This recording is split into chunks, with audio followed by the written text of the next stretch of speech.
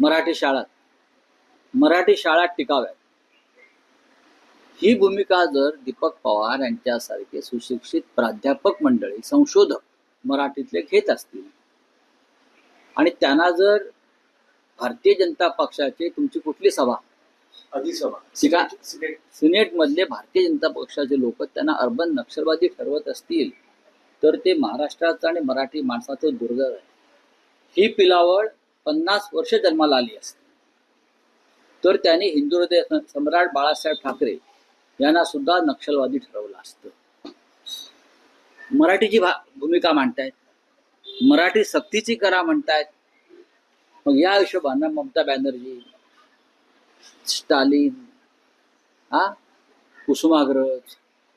कुसुमाग्रजांनी म्हटलंय ना, मराठी भाषा मंत्रालयाच्या पायरीवर भिकारणीसारखी उभी आहे. तुम्ही त्यांचा मराठी भाषा दिवस साजरा करतायत त्यांच्या जन्मदिनी.